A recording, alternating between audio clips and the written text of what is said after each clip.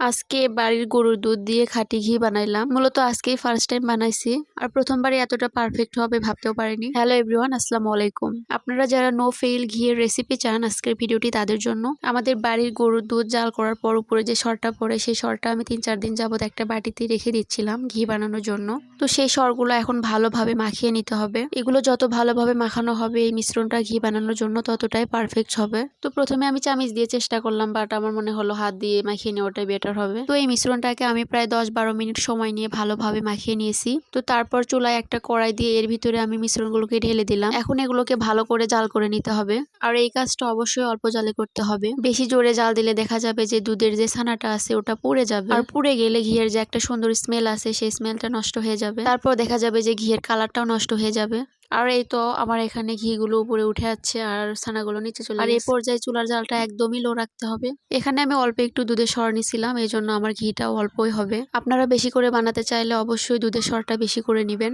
অনেকেই দেখা যায় যে ঘি বানানোর আগে দুধের সরটা ভালোভাবে ব্লেন্ড করে নেয়, তবে আমার মনে হয় ব্লেন্ড করার কোনো প্রয়োজন নাই, হাতের সাহায্যে ভালোভাবে মাখিয়ে নিলে কাজটা হয়ে যাবে।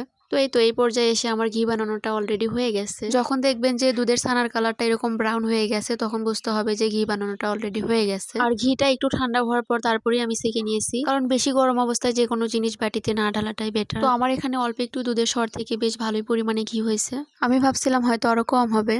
আর কালারটা দেখেন একদম কেনা ঘিয়ের মতো পারফেক্ট কালার হয়েছে। আমি ভাবতেও পারিনি ফার্স্ট টাইম বানাবো আর এতটা পারফেক্ট হবে। তো এগুলোকে আমি এখন 3-4 ঘন্টার জন্য রেখে দিব। তবে ফ্রিজে রাখলে দেখা যাবে যে ঘিগুলো আরো তাড়াতাড়ি জমে যাবে, আর 3-4 ঘন্টা পরে সেদিকে ঘিগুলো একদম জমে গেছে। তো আজকে এভাবে ঘি বানানোর পর আমার মনে হলো যে বাজার থেকে কিনে খাওয়ার চেয়ে বাড়িতে এভাবে স্বাস্থ্যসম্মত উপায়ে বানিয়ে খাওয়াটাই বোধহয় ভালো। আর রুমে এসে দেখি আমার মা রিহানের জন্য 2টা কচুরি ফুল নিয়ে আছে, সেগুলো নিয়ে রিহান খেলতেছে। আর ও হাতে যেটাই পায় সেটাই এখন মুখে দিয়ে দেয়। এই বয়সে বাচ্চারা একটু এরকমই হয়। তো এই ফুলগুলো নিয়ে রিহান একা একাই বসে বসে খেলতেছে, আমি একটু মজা করলাম ওর সাথে।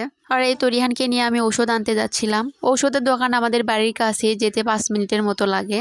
আসলে রিহান গতকাল রাত থেকে খুবই কাশতেছে, এই জন্য ভাবলাম ওষুধ নিয়ে আসি। সেই জন্যই মা ছেলে 2জনে মিলে ওষুধ আনতে যাচ্ছি। আর এইদিকে দেখি আমার মা আমাদের গরুগুলোকে বাগানে বেঁধে রাখতেছে। আসলে মানুষের যেরকম গরম, গরু ছাগলেরও সেরকমই গরম। তো গরমের জন্য আসলে গরুগুলোকে বাগানে বেঁধে রাখা হচ্ছে। এখানে একটু গাছগাছালির ছায়া আছে, বাতাস আছে, এই জন্য আসলে এখানে রেখে গেল আমার মা গরুগুলোকে। এখানে যে কয়টা গরু দেখতে পেলেন এই সব কয়টাই আমাদের, আলহামদুলিল্লাহ, আমাদের ছোটখাটো একটা গরুর ফার্ম আছে। আর আমি যে বাড়িতে ওষুধ আনতে গেছিলাম সেই বাড়িতে গিয়ে দেখি ভুট্টার কাজ চলতেছে তাদের বাড়িতে। মানে সবাই মিলে ভুট্টা সেলার কাজে ব্যস্ত। সবাই মিলে ভুট্টা ছিলতে বেশ ভালোই লাগে। আসলে গ্রামের মানুষগুলো এরকমই হয়, যখন বাড়িতে নতুন কোনো ফসল ওঠে তখন সবাই মিলে এভাবে একসাথে কাজ করে। আসলে এই দৃশ্যগুলো দেখলেই মনে হয় যে হ্যাঁ, আমরা গ্রামে থাকি। এখন অবশ্য ভুট্টার কাটামারিটা অনেক সহজ হয়ে গেছে। মেশিনের সাহায্যে ভুট্টা এড়ানো, ভুট্টা ভাঙানো সবই করা যায়। এই জন্য আসলে মানুষকে আর আগের মতো অতটা কষ্ট করতে হয় না। আর রিহানের কাশির জন্য আমি তুলসী আর অ্যামব্রক্স এই 2টা সিরাপ নিয়ে নিলাম ওখান থেকে। আর বাড়িতে এসে দেখলাম রিহানকে গোসল করে দেওয়ার সময় হয়ে গেছে, এই জন্য ভাবলাম রিহানকে গোসল করিয়ে দেই। আর রিহান কিন্তু পানি পাইলে অনেক খুশি হয়ে যায়, কিন্তু অসুস্থ হওয়ার পর থেকে কেন জানি পানির ভিতরে রাখলেই ও অনেক বেশি কান্নাকাটি করতেছে। তারপর আমি যখন রিহানের হাতে একটা ফুল দিলাম তখন ও একটু চুপ করলো। তো তারপর রিহানকে আমি গোসল করিয়ে দিলাম। আর এদিকে রুমে এসে দেখি রিহান তার খালামনির সাথে বসে বসে খেলতেছে। এরা 2জন একসাথে থাকলে আর কিছুই লাগে না। মানে রায়শাও রিহানকে অনেক ভালোবাসে, আর রিহানও রায়শাকে পেলে অনেক বেশি খুশি হয়ে যায়। 2জনে মিলে একসাথে খেলছিল আর আমি বসে বসে ভিডিও করতেছিলাম। আর রায়শা একটা ছোট বাচ্চা হলেও রিহানকে কিন্তু একটা ঝনঝনি গিফট করছে।